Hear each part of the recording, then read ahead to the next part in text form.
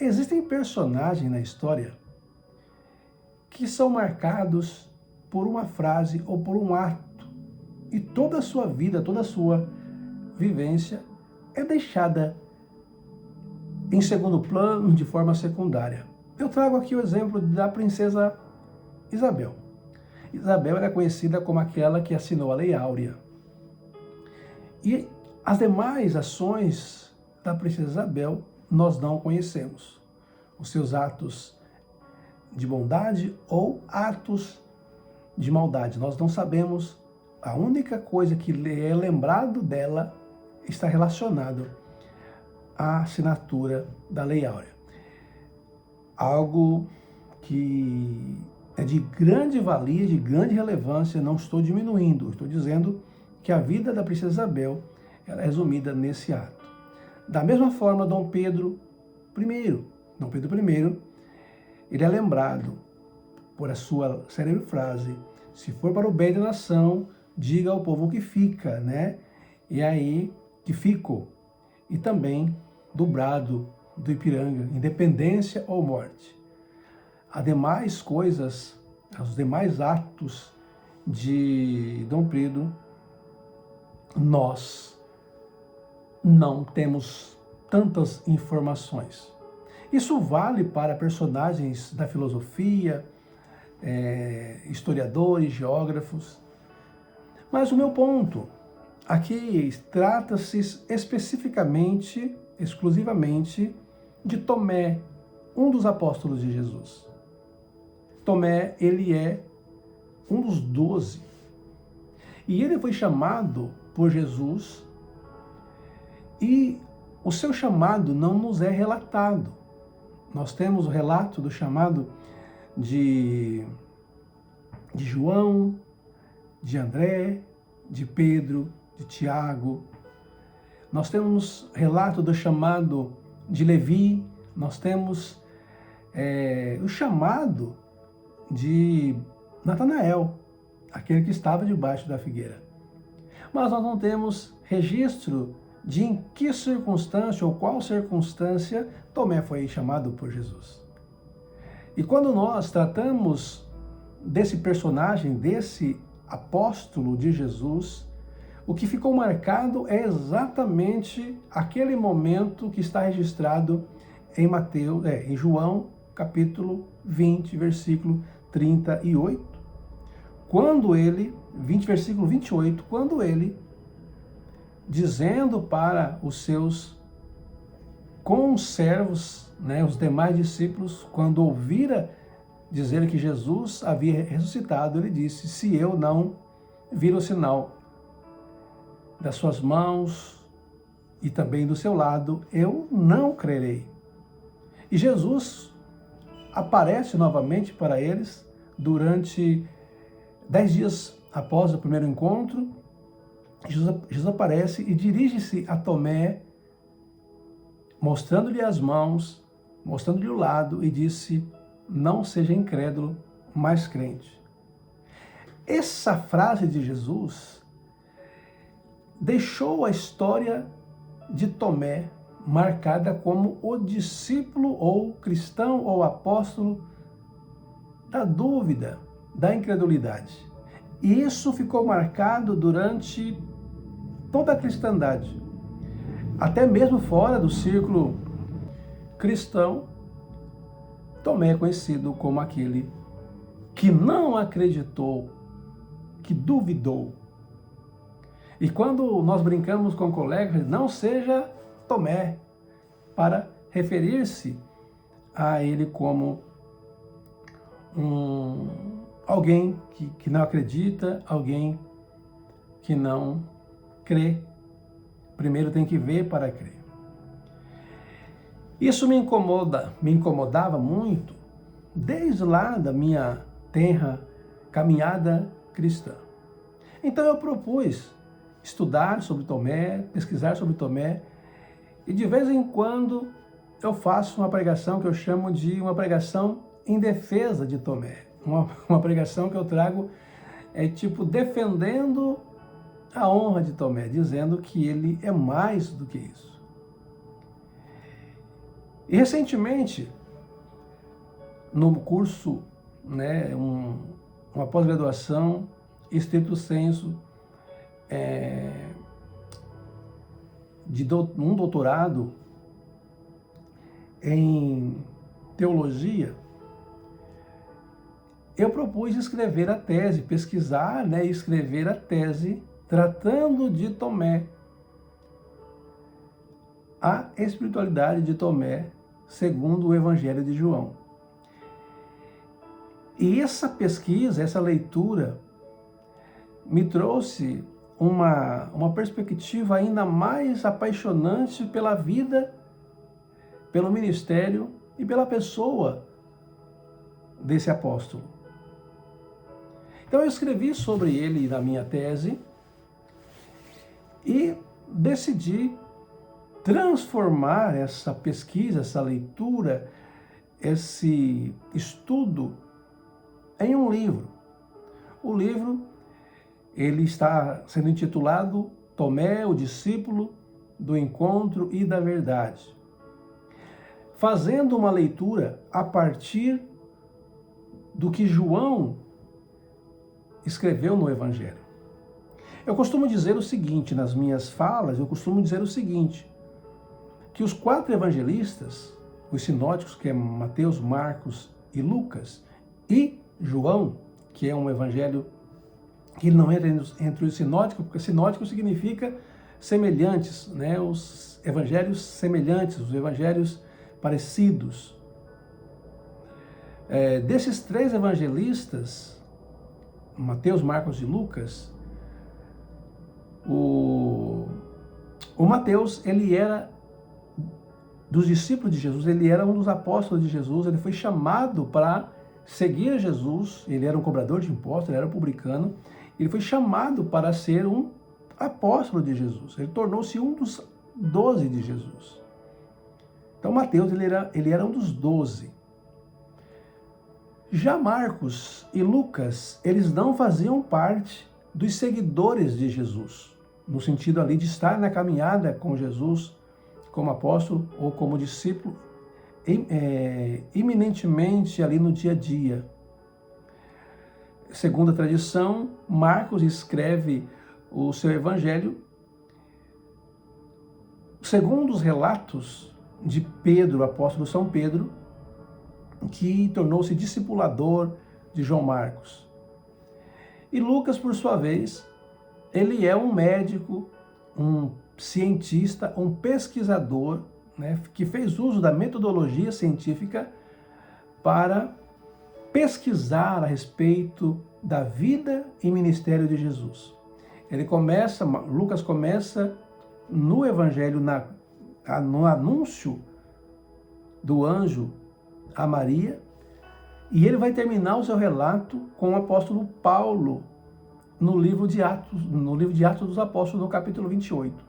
Então ele escreve o Evangelho de Lucas, que tem 24 capítulos, e mais, na sequência, o livro de Atos dos Apóstolos, que tem 28 capítulos. Então Lucas, ele usa a metodologia científica como cientista, como pesquisador, como médico, para fazer o relato da vida de Jesus e dos Atos dos Apóstolos. Agora, João, o evangelista João, me parece que ele era primo de Jesus. Sendo isso, ele tinha um conhecimento, a proximidade de Jesus, com Jesus, antes de Jesus estar em ativa no ministério. João, ele era um dos seguidores de João Batista, e ao ver Jesus falando e discursando, ele deixou de seguir João Batista e começou a seguir Jesus. E ele queria saber onde Jesus morava, e Jesus disse para ele, para André, vem e vê. E aí ele tornou-se um seguidor de Jesus. E ele era o mais próximo de Jesus. Todos os momentos cruciais do ministério de Jesus, lá estava João. Partindo da premissa que ele era primo de Jesus e tinha uma proximidade com Jesus na infância, partindo Em todos os momentos importantes do ministério de Jesus, João estava lá. Por exemplo, na transfiguração, ele estava. Quando Jesus foi preso, ele estava. Quando Jesus ressuscitou, ele correu junto com Pedro e ele entrou, ele chegou ali primeiro na porta do sepulcro, mas ele respeitosamente não entrou. Pedro chegou por último e entrou. Quando Jesus é preso, ele é levado até a presença do sumo sacerdote. Pedro ficou ali fora, junto com o pessoal. Quando Pedro nega Jesus 3 vezes, João, ele tem acesso ao espaço, porque disse o texto que ele tinha conhecimento com o pessoal. E quando Jesus é crucificado, está lá próximo à cruz, próximo de Maria, ao lado de Maria, João. Jesus olha para Maria e diz: mulher, eis aí o teu filho, e disse para João: eis aí a sua mãe. Então João, ele é aquele que esteve próximo de Jesus nos momentos mais cruciais do seu ministério. Ele então dá luz a Tomé. Ele dá luz a Tomé. O primeiro momento que ele traz Tomé é no Evangelho de João, no capítulo 11, no versículo 16, quando Jesus está voltando para a Judéia, especificamente para Betânia, para a ressurreição de Lázaro. Há poucos dias Jesus havia saído da Judéia, meio que preservando a sua vida, né? Ele saiu porque eles queriam matá-lo, e ele saiu, foi para Galiléia, e logo em seguida chega a notícia da doença de Lázaro, e ele disse: olha, eu preciso voltar, porque o nosso amigo Lázaro, ele precisa de nós lá. E os discípulos disseram: mas Senhor, há pouco tempo eles queriam matar você, e nós vamos voltar para lá? Jesus disse: é necessário que eu vá. É necessário que eu vá. Então, João traz essa informação. Vamos nós também para morrermos com ele, se referindo a Tomé. Tomé olha para os 12, para os 11 e disse: vamos também para Betânia para morrermos com ele. João está trazendo essa informação. A parceria, o comprometimento, aquele que está disposto a ir às últimas instâncias por causa do seu Senhor. Ele está disposto a morrer por Cristo. Ele compreende a profundidade do Evangelho, a profundidade da vida que Jesus estava ofertando para eles como seguidores e como apóstolos. Mas há um outro ponto que João destaca. No capítulo 14, no versículo 5, Tomé, ele interrompe um discurso de Jesus. Jesus, então, está próximo de ser preso, condenado e morto. Então, ele está fazendo um discurso para eles, para os de dentro, para os seus amigos. O clima estava ficando tenso, a situação estava dura, porque a proximidade dos últimos acontecimentos do ministério de Jesus está próximo. E Jesus está dizendo: olha, não se turbe o vosso coração, não fiquem tristes, não fiquem chateados. Na casa do meu Pai existem muitas moradas. Se não fosse assim, eu não teria falado para vocês. Eu vou preparar lugar, para quando eu voltar, vocês possam ir comigo. Porque se não fosse assim, eu não teria dito isso. E outra, vocês sabem o caminho, vocês conhecem o caminho. Imagino eu que os discípulos ficaram: mas como? O que quer dizer isso? Mas ficaram em silêncio. Jesus é interrompido por Tomé. Tomé disse: Senhor, nós não sabemos para onde vai, E como é que nós vamos conhecer ou saber o caminho? Jesus olha para Tomé e disse: eu sou o caminho, a verdade e a vida. Ninguém vem ao Pai a não ser por mim. Digo isso para que vocês possam ter alegria em mim.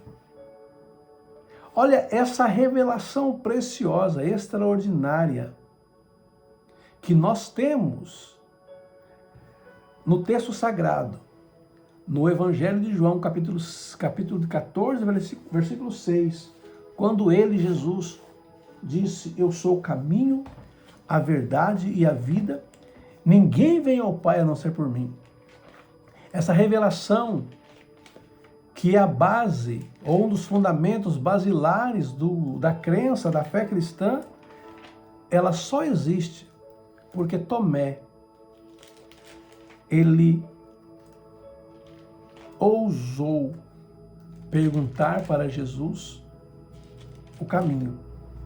Jesus não bronqueou, Jesus não repreendeu, Jesus não falou nada contra ele. Antes, Jesus respondeu prontamente que é o caminho, a verdade e a vida. E quando nós lemos os evangelhos, Marcos, Tiago, Mateus, Marcos e Lucas, todos eles relatam o encontro de Jesus com os seus discípulos. Quer ver o que Mateus disse sobre esse encontro? Capítulo 28, versículo 16. Seguiram os 11 discípulos para a Galileia, para o monte que Jesus lhes designara. E quando ouviram, o adoraram, mas alguns duvidaram. Veja que está no plural. Alguns duvidaram. Não diz apenas mais um duvidou, diz alguns duvidaram. Agora vamos ver o que Marcos disse sobre esse encontro. Marcos 16, 9 diz: havendo ele ressuscitado da manhã cedo, no primeiro dia da semana, apareceu primeiro a Maria Madalena, da qual expelira 7 demônios, e partindo ela, foi anunciar àqueles que, tendo sido companheiros de Jesus. Olha o que diz. E se achavam tristes e choravam. Esses, ouvindo que ele vivia e que fora visto por ela, não acreditaram. O versículo 12. Depois disso, manifestou em outra forma a 2 deles que estavam de caminho para o campo. São os discípulos no caminho de Emaús. E indo eles, anunciaram aos demais, mas também a estes 2, eles não acreditaram. Eles também não acreditaram, não deram crédito. Agora vamos ver o que Lucas escreve sobre isto.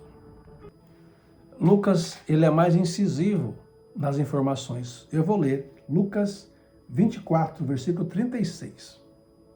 Falavam ainda estas coisas, quando Jesus apareceu no meio deles, ele disse: paz seja convosco. Esse texto é muito parecido com o que João relatou no capítulo 20. Eles, porém, surpresos e atemorizados, acreditavam estar vendo um espírito. Mas ele lhe disse: por que estáis perturbados? E por que sobem dúvidas ao vosso coração? Vede as minhas mãos e os meus pés, que sou eu mesmo.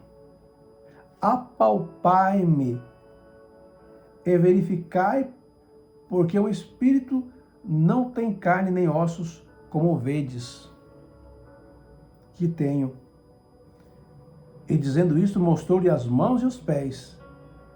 E por não acreditarem nele, olha isso aqui, olha essa informação. E por não acreditarem, Eles ainda, por causa da alegria e estando admirados, Jesus lhes disse: tendes aqui alguma coisa que comer?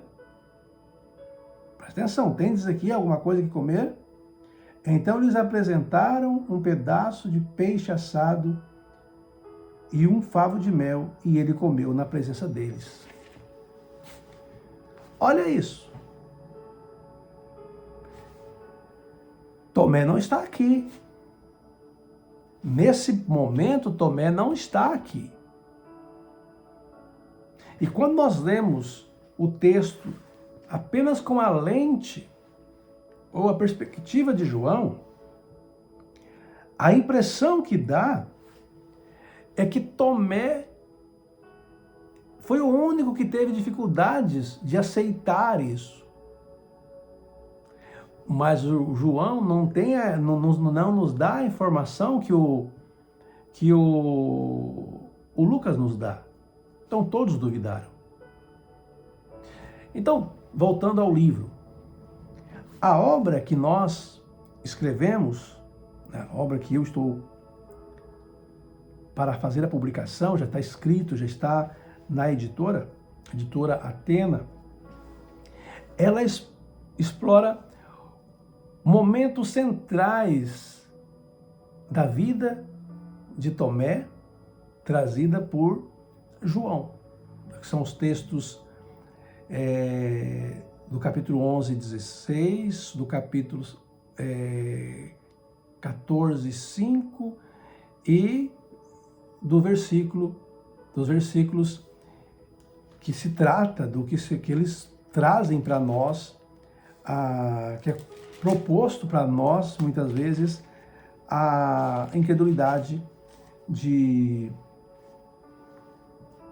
Tomé. É que nos está no capítulo 20, do versículo 19 ao versículo 29, que faz esse texto.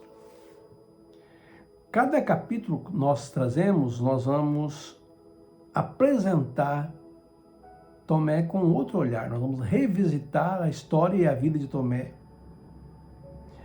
Ele não é apenas uma análise bíblica,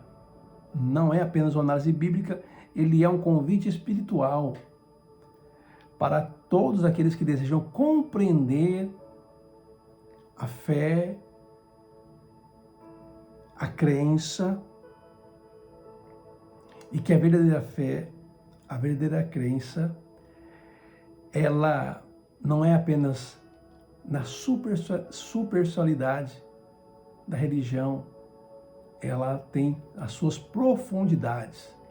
E com a experiência que teremos com Tomé, eu tenho certeza que a vida de muitos serão grandemente impactadas, porque verão em Tomé a sua própria vida, as suas próprias lutas do dia a dia.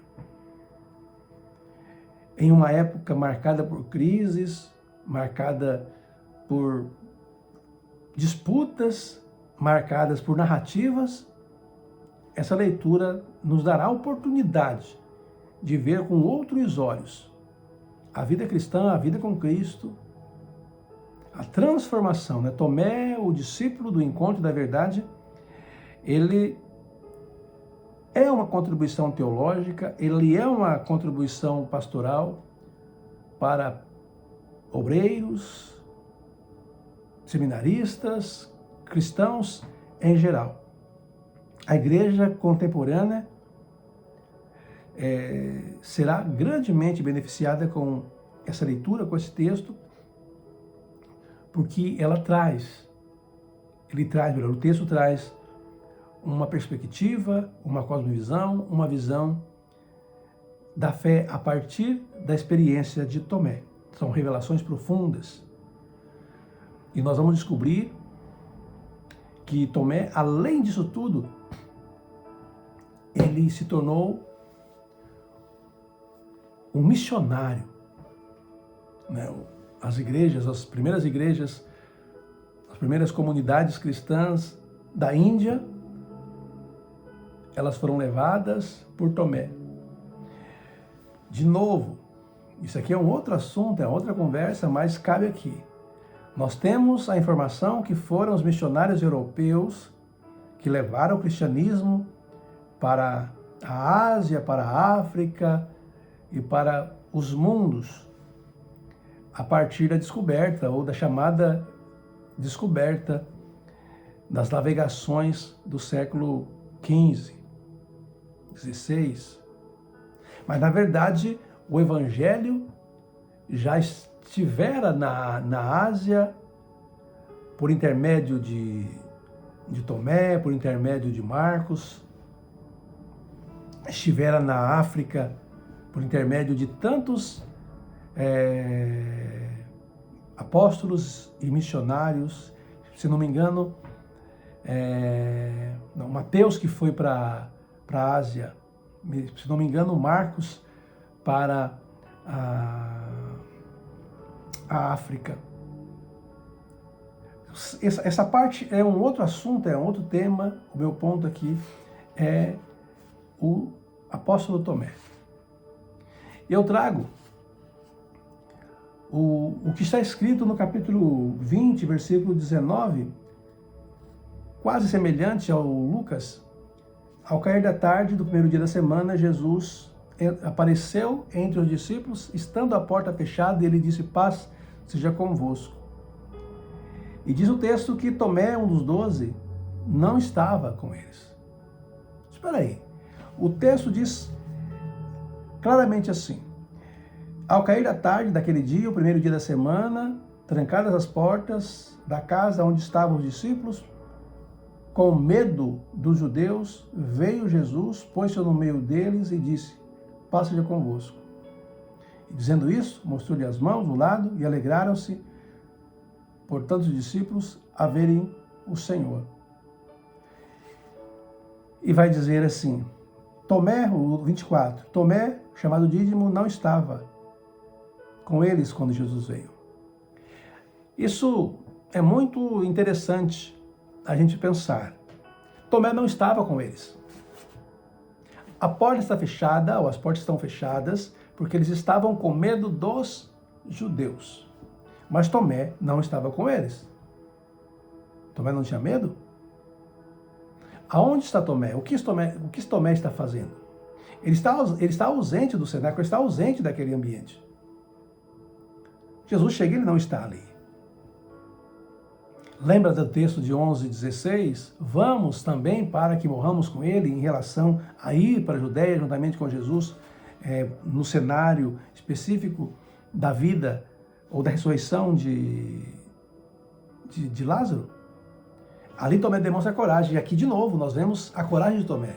Tomé levantando a mão e pedindo informação para Jesus. Nós não sabemos o caminho. Nós vemos também aqui a coragem de Tomé.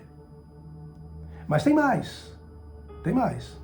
Quando nós lemos a respeito dos discípulos, a respeito dos apóstolos, na sua formação ou nas suas informações, veja o que Mateus disse na relação dos apóstolos. Preste atenção. Mateus capítulo 10, versículo 2 ao 4 diz assim: ora, o nome dos 12 são esses. Primeiro, Simão, por sobrenome Pedro, André, seu irmão, Tiago, filho de Zebedeu, e João, seu irmão, Filipe e Bartolomeu, Tomé e Mateus, o publicano, Tiago, filho de Alfeu, e Tadeu, Simão, Zelote e Judas Iscariote, que o traiu. Vamos lá. Mateus começa dizendo Simão, o primeiro, André, segundo, Tiago, terceiro, em quarto lugar vem João, em quinto lugar vem Felipe, em sexto lugar vem Bartolomeu e em sétimo, vamos lá, 1, 2, 3, 4, 5, 6, em sétimo. Então, o Mateus traz, na sua memória do relato, ele traz o Tomé em sétimo, não na hierarquia, mas na memória, na lembrança, na escala de lembrança, o Tomé vem em sétimo lugar. Vamos ver se Mateus fala alguma coisa, se Marcos fala alguma coisa, vamos ver se Marcos também traz alguma informação sobre isso. Já em Marcos capítulo 3, versículos 16 a 19, Marcos diz assim: A saber, Simão, que tem sobrenome de Pedro, Tiago, filho de Zebedeu, e João, seu irmão, ao qual pôs o nome de Boanerges, que quer dizer filho do trovão, André, Felipe, Bartolomeu, Mateus, Tomé, filho de Alfeu, Tadeu, que é o seria o Bartolomeu, né? Simão, o Zelote e Judas Iscariotes. Aqui, o Marcos coloca Mateus antes de Tomé. Lá, o Mateus coloca o Tomé primeiro e depois ele. Vamos ver aqui. Pedro, 1, 2, 3, 4, 5, 6, 7. Ele está aqui em oitavo, na memória, na lembrança de registro de Marcos, o evangelista Marcos. Vamos ver se Lucas falou alguma coisa também? Vamos ver o que Lucas disse. Lucas, no capítulo 6, do 3 ao 16, também traz. E quando amanheceu, chamou a si os seus discípulos e escolheu 12 entre eles, aos quais deu também o nome de apóstolos. Aí começa Simão, que ele acrescentou o nome de Pedro, André e seu irmão, Tiago e João, Filipe e Bartolomeu, Mateus e Tomé, Tiago, filho de Alfeu, e Simão, chamado Zelote, Judas, filho de Tiago, e Judas Iscariotes. Vamos ver aqui, na sequência, na memória de Lucas, qual a numeração, né, do chamado de Tomé. 1, 2, 3, 4, 5, 6, 7, oitavo também. Oitavo também. Agora, eu quero ver se João trouxe essa informação. Vamos ver se João traz essa informação? Agora, João não traz essa informação dessa forma. Durante os seus escritos, ele menciona o nome, pelo menos, de 9 dos 12 apóstolos. Pelo menos 9 são citados. Ele cita Simão Pedro, o André, o Felipe, o Natanael, né, que é o Bartolomeu, o Tomé, o Judas Iscariotes, o Judas, né, que é chamado de filho, que o Judas Tadeu, ou o filho de Tiago, João. Deixa eu fazer a leitura aqui da minha colinha. Ao longo do livro aparece Simão Pedro, André, Felipe, Natanael, que é o Bartolomeu, Tomé, Judas Iscariotes, Judas não Iscariotes, que é o Judas Tadeu, ou filho de Tiago, e os filhos de Zebedeu, que é Tiago e João, e Tiago, filho de Alfeu, Mateus e Simão Zelote, não são mencionados por nome por João. Mas tem um fato muito interessante, que eu acho muito intrigante, que João traz para nós. Após a ressurreição, após esse aparecimento de Jesus para os apóstolos, nós vamos encontrar no capítulo 21, versículo 1, dizendo assim: depois disso, tornou Jesus a manifestar-se aos discípulos junto do mar de Tiberíades. E foi assim que ele se manifestou. Estavam juntos Simão Pedro. Lembra, todos os apóstolos, todos os evangelistas, melhor dizendo, Mateus, Marcos e Lucas, todos eles colocaram Pedro sempre o primeirão. Todos iniciaram os seus relatos em relação aos apóstolos com Pedro. Simão, por nome Pedro, Simão, que depois já foi chamado de Pedro. Todos esses. Aqui de novo, João coloca, no capítulo 21, versículo 1, disse assim: Jesus então manifestou-se novamente aos discípulos quando eles estavam no mar da Galileia, ou de Tiberíades. E foi assim que ele se manifestou. Estavam juntos Simão Pedro, primeirão, Tomé, chamado Dídimo. Tomé, chamado Dídimo, aparece.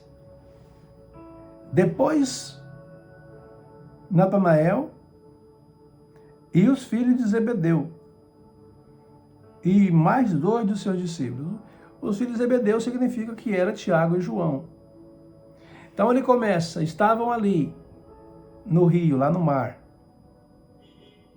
Estava lá Pedro, Simão Pedro, Tomé, Natanael ou da figueira lá, os filhos de Zebedeu, que é Tiago e João, e mais 2 dos seus discípulos.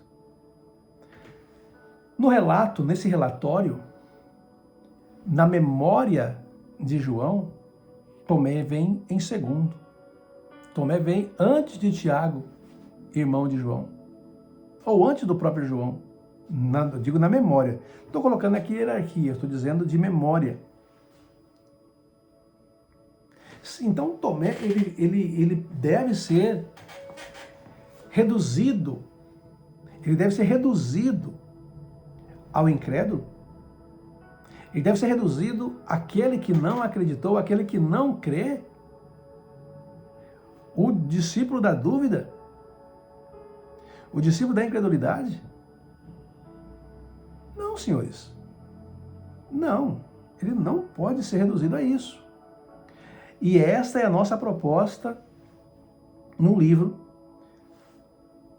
Tomé, o discípulo do encontro e da verdade. É exatamente isso que nós vamos tratar. É exatamente o que nós tratamos.